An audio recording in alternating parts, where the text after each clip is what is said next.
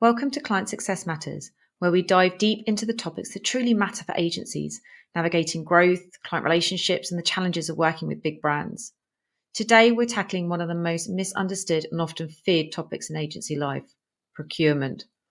If you've ever felt like procurement is just there to squeeze your fees, run you through an exhausting pitch process, or act as a barrier between you and your client, then this episode is for you. To help demystify procurement and turn it from a challenge into an opportunity, I'm joined by Stuart Dunk, founder of Don't Forget to Look. Stuart spent over 14 years in marketing procurement at global brands like Nike, Danone, Reckitt, and Betfair, before switching sides to help agencies navigate procurement, win better deals, and ultimately sleep better at night. In this conversation, we cover the true role of procurement and why it's not just about cutting costs, how agencies can differentiate themselves to avoid being squeezed on price, why procurement isn't the final decision maker but a key influencer you need to engage, what agencies should do before, during, and after a pitch to win over a procurement, how to handle supplier reviews and stay on the roster. And most importantly, Stuart shares his insider strategies for making procurement your ally rather than your biggest headache. This is a must listen for any agency leader looking to navigate procurement with confidence and win better deals. So let's get into it.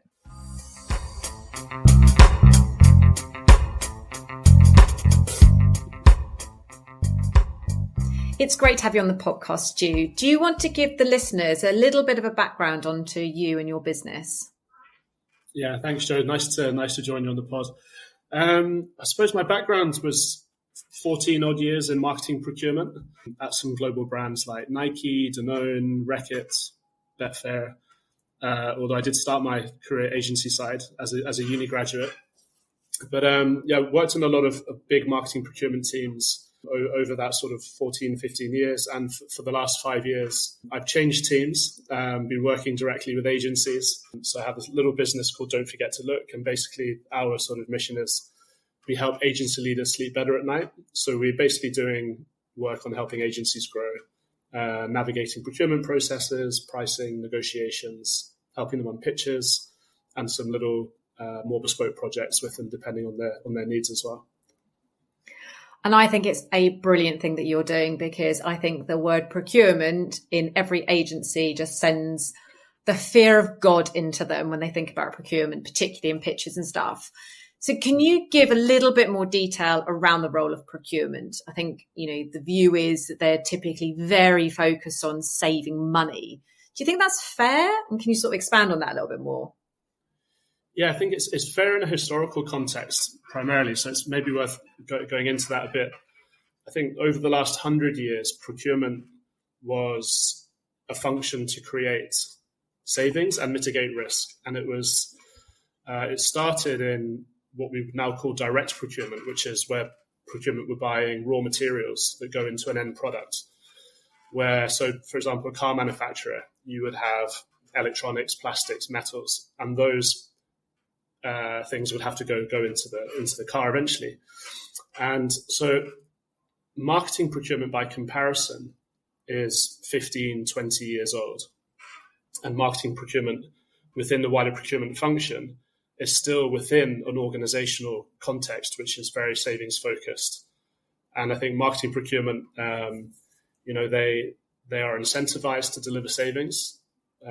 Brands I've worked at, 50% of marketing procurement's bonus has been based on savings, even though, the role of marketing is to grow a business, is to create demand. It's, there's business growth, marketing metrics to be hit, these kind of things. So marketing procurement sits in this funny situation, which often causes tension with agencies, but also with marketing, the people that they're there to serve. In that, of course, marketing isn't a cost to be cut. It's there to fuel growth. Yet a marketing procurement person will be under pressure, either directly or indirectly, to deliver some form of savings from its organization. And I think that actually needs to change a bit. I philosophically would love to see marketing procurement sitting directly under marketing and being bonused based on helping the directors of marketing, the CMOs, hit their targets and achieve their aims rather than savings.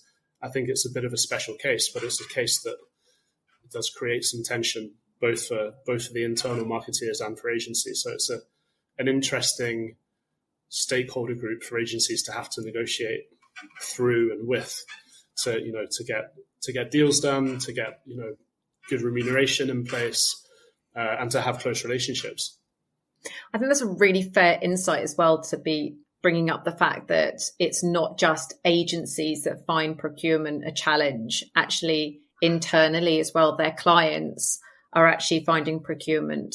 And it's not just procurement, is it? It's essentially the people that are controlling the budgets, because they have an objective, and their objective is, as you say, to grow. But then you've got them putting the pressure on bringing down the budgets. And then you've got the agency saying, but we can't achieve what you need to achieve if we reduce the budgets. So for everyone, it is so difficult, isn't it? So if you're an agency, how do you bring procurement along? How do you make them an ally into the work that you're doing, and trying to get them to really sort of buy into you as an agency? I think one of the key things for agencies that we need to be honest with ourselves about is that there's a lack of differentiation in the agency landscape. What do I mean by that? I think it's easy for the brand to go and find 20 PR agencies, 20 digital agencies, 15 social agencies, whatever it may be, a media agency, who all list similar looking services and have similar looking case studies. And what happens in the way procurement are taught, and there's a chartered institute for procurement, so there's like a formal, post-grad kind of qualification, much like there are in some other professions. Procurement are taught how to negotiate and almost treat different types of suppliers, depending on how much money is being spent and how complex the marketplace is. So if procurement perceive the marketplace, the agency landscape in this instance, to not be complex, i.e. they can walk around the corner in the West End of London and find 100 different agencies that do similar things, they will treat you to a very price-sensitive exercise, because no one's standing out as differentiated. Now, one of the key things that agencies therefore need to do is to have something different to say, a different worldview, a USP, some IP or a process which makes them different. And that creates differentiation. Now, there are lots of other things that do that, but an agency's value proposition, the way that it talks about itself and sees the world, and even the way it presents its services, is important to achieving differentiation. And therefore, when you have achieved differentiation, you're seen as one of few, and the negotiation with procurement becomes more open, collaborative, problem-solving, and the whole flow and feeling of the negotiation of doing the deal is different. So agencies who don't differentiate themselves will get price-sensitive pressure on the deals that they do. And how would you say that an agency positions themselves like that to procurement? Like, how do you get them to see you beyond just about being the money? You talk about all of that, and I'm assuming like niching comes into it, and industry experts, and all of that sort of stuff. But how do procurement see that? Like, where do they go looking for it? Do they expecting it to be presented to them? Like, how do they see that? Yeah. So in terms of the piece about presenting it to them, it made me think of something that I just read this week.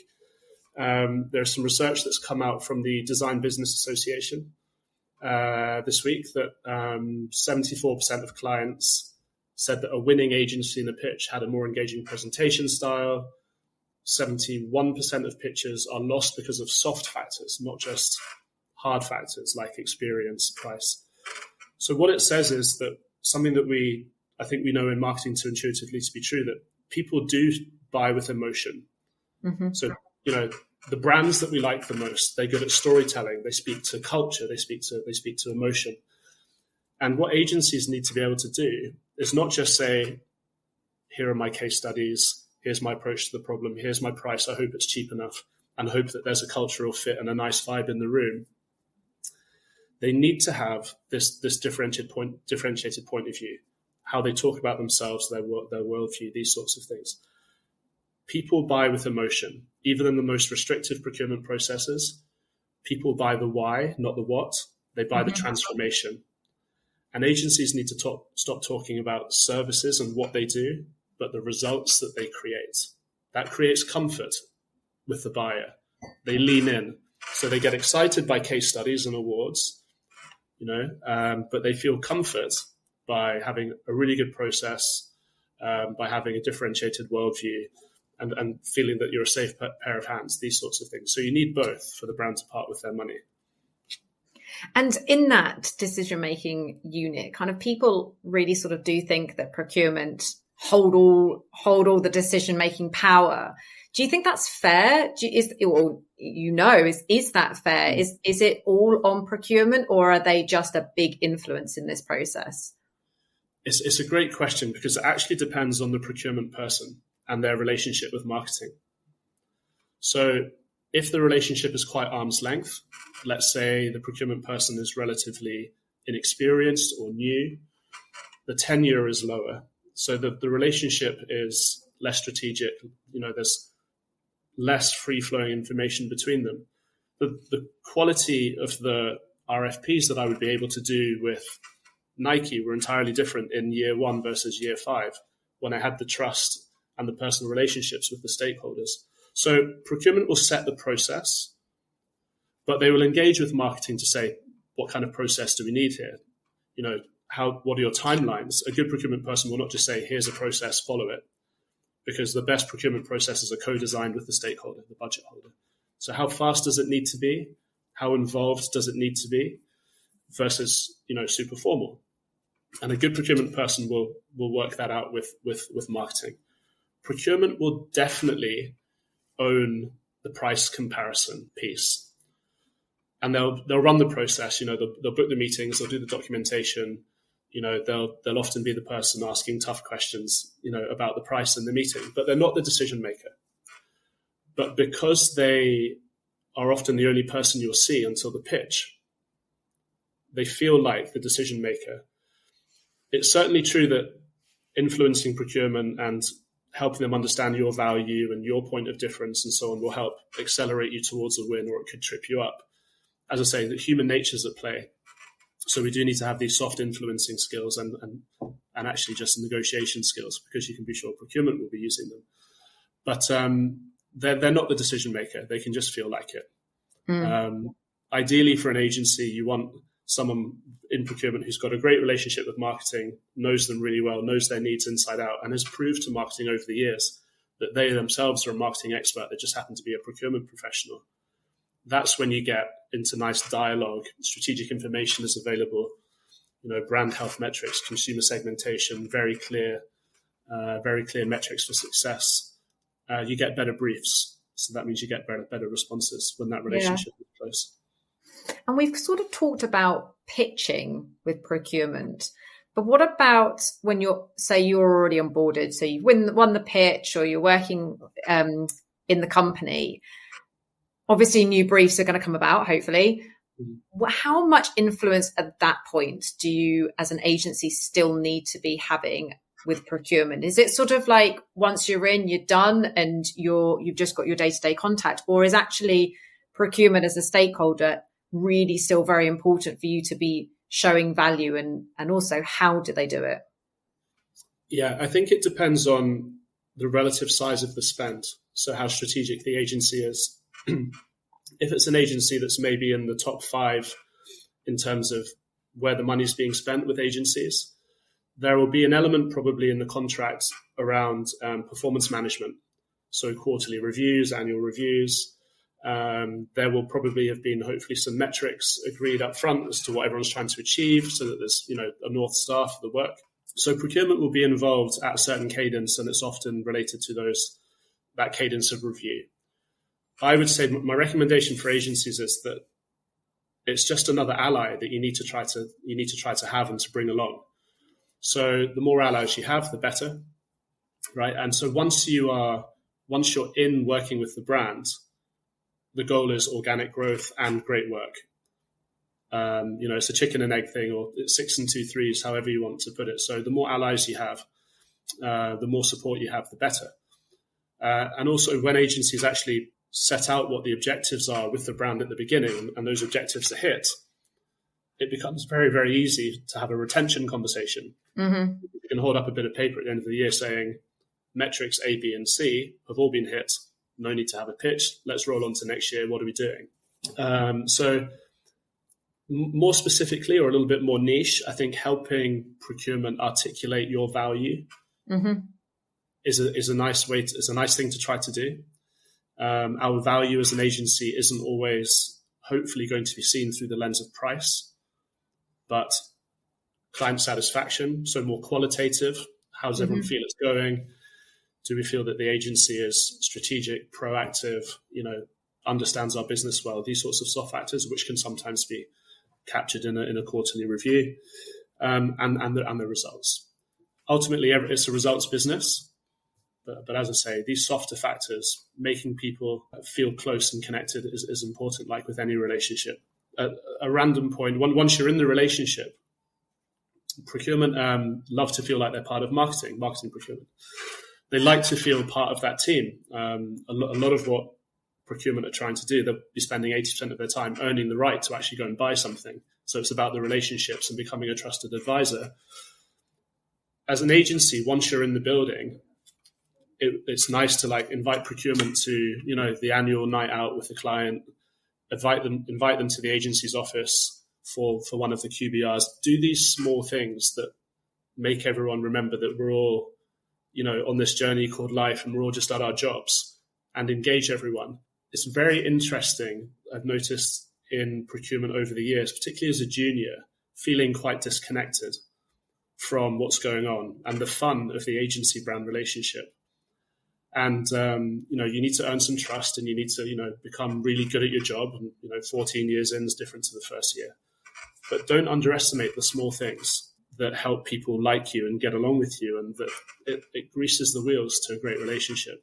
And I refuse to believe that any procurement process is so rigid that if it's, let's say you've had a 3-year relationship, we have to pitch now because it's what legal have told us to do, or it's just the rules within the brand. I refuse to believe that the quality of that relationship and the way that you made people feel for those 3 years won't count for something. It's so interesting you say that, because it was actually going to be my next question to you, which was, should you treat them like another stakeholder within the business in terms of that client relationship management? Because I think everyone's a little bit scared of procurement.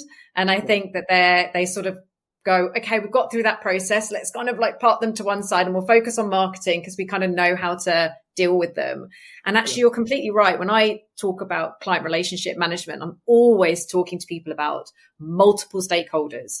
Think about your blockers. Think about those people that influence that, whether that's a data person or whether that's brand. But procurement absolutely comes into that as well. And if you're doing a client drinks, get them into the client drinks. Don't just get just your marketing people into the client drinks. Anyone that has an influence over the program that you're doing and could ultimately become a blocker should absolutely feel that. But it's interesting to hear it from you, who was actually sat in that seat, because there's always that sort of slight perception with procurement that they're just there sitting behind their computers, crunching the numbers and not actually wanting to do that. But it's nice to know that they do, and that how important it can be for a program as well, as you say, even for your client, that the more that they see and the more they buy in to what you're doing, it's just going to be easier for everyone in the whole process, isn't it?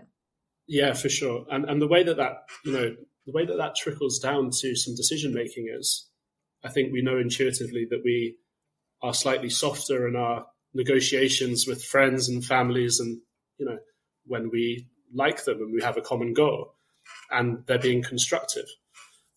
So, if you get to a review or even a pitch right at the beginning of a relationship and you've rubbed someone up the wrong way, you can expect them to negotiate harder with you, because it's the human condition. One of Dr. Cialdini's 6 shortcuts to persuasion and influence is liking. We want to work with people who like us and who are nice to us, and all of that stuff. So yeah, it's important, and it doesn't completely override the fact that if you're seen as undifferentiated, then unfortunately you're in for a very price sensitive discussion. So the soft factors of bringing a bit of humanity and understanding and asking good questions and listening and being interested and interesting. It's all important. But in fact, if procurement do have a lot of focus on and pressure on savings, and you're seen as in an undifferentiated category, it's still going to be a horrible negotiation. So soft skills and work on your positioning. Yeah. Work on how you articulate your value proposition. I was just thinking then about supplier reviews, actually, because obviously that's like another thing that just sends the fear of God into agencies as well when they suddenly hear the supplier reviews. Do they come about through procurement? Is it because you're in a procurement position, you are tasked with reevaluating the agencies? And is this more about trying to bring the cost down, or is it about trying to take out the weak? Like what triggers a supplier review is probably what I'm saying. And from an agency point of view, what is the best thing that you can do? If you're going into a supplier review, what is the best thing that they can actually do? So just to check on the meaning of the question, so supplier review at the end of the relationship, or like the cadence of, say, QBRs and these sorts of things? Yeah, so typically you find in larger organizations, enterprise companies, that they have supplier reviews because typically it might be that they've sort of onboarded loads of agencies, and somewhere someone is going, hang on a second, we seem to have like 30 agencies on the books right now. We only want to have 5. Like we're not being, we're not being consolidated here. Or they're doing a supplier review because they feel like they're not getting the work that they should be getting. And actually they're doing a supplier review, but sort of getting some external people to come in as well. So there are different situations. So again, you can have a supplier review because we just want to review the work we've done to date. But I'm more talking about the ones where you have a high chance that you could get kicked out of the client that you've got at the moment. So when you're coming into those supplier reviews where they're trying to cut down the number of agencies, one, is that driven by procurement? And 2, for an agency going into something like that, where essentially you're repitching again, what's the best thing that you can do in that type of scenario to make sure that the value is shown and that you are sort of sitting above the other agencies that are also in review? Yeah, got you. So the best way for agencies from today, from watching this podcast, to do well in a supplier review is to make sure at the beginning of the sales engagement, whether it's an RFP or, as is often just as likely, they've been introduced to someone and they've managed to build a scope of work together by, an agency leader speaking to a CMO and organically building a brief. The thing that you need to do as an agency is ask value-based questions at the beginning of the engagement. So things like, when we're looking back in a year's time, how will we know that we're all happy? So that's the type of question which separates you from, and there are of course others, and this is a slightly reductive example, but we need to stand out as being strategic, as being consultative, and trying to understand the needs of the brand. If we can ask great value-based questions early in the engagement, we can establish whether there's a fit to do some work together, but more importantly, in terms of this question, you will uncover the needs of the brand. How are they currently performing? What are the gaps? Where are they trying to get to? And so if we don't uncover those things, we won't have that safety net at the end of being able to say, well, we've achieved everything. And when you've achieved everything, retention is easier.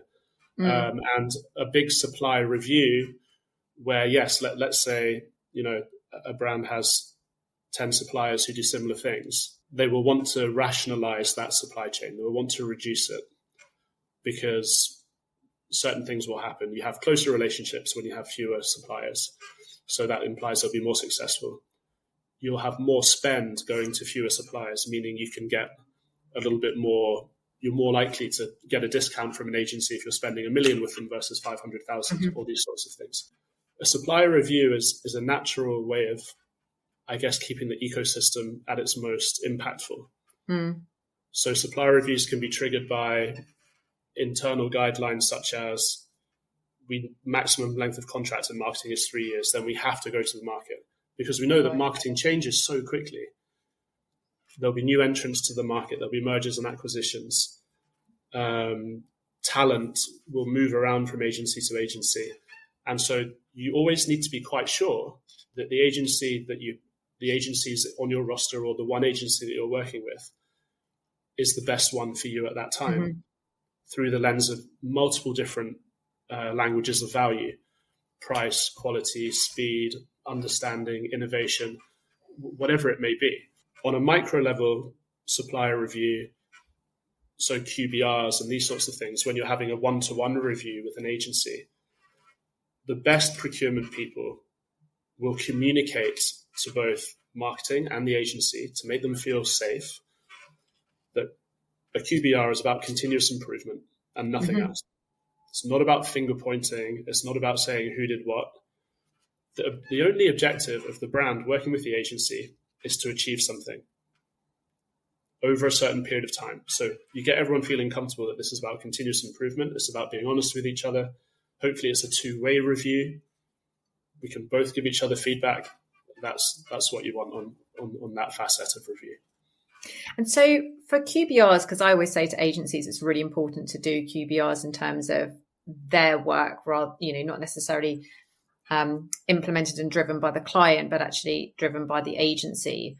In those type of scenarios, do you think that agencies should be inviting procurement along to those? Or do you think that there should be a separate meeting which is specific to procurement?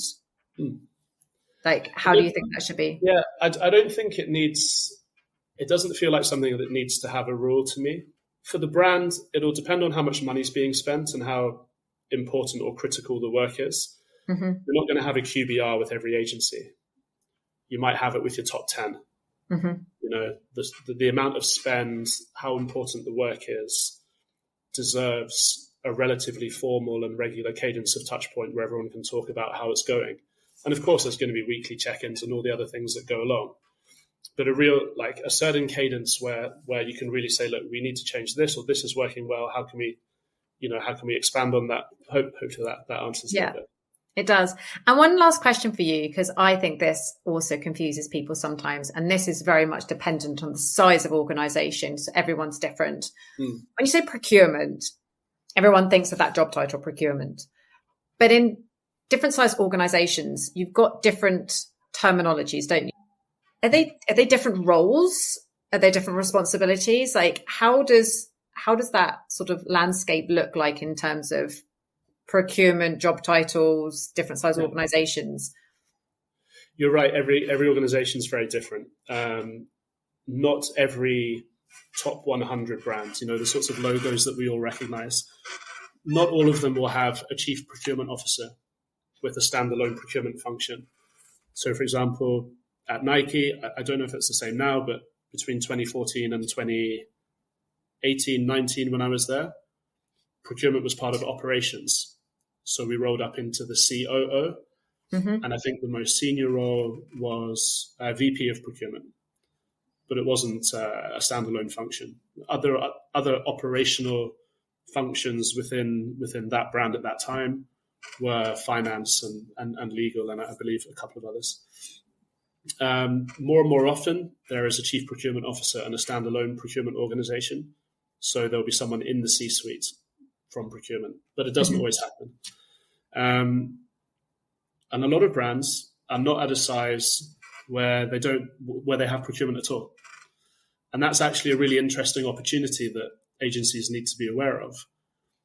We take part in a lot of RFPs, which, if they are procurement-led, will be relatively lengthy, tough, competitive. There might be 5-6 agencies involved. I always advocate to my clients to be targeting those tier 2 brands that maybe don't have procurement, that may be fast growing. So look at sectors where you have authority that are not that are not deflating. Because if you go to a global brand that has procurement and they're in a sector which is declining, get ready for a price negotiation. Yeah. So we need to have this balanced pipeline.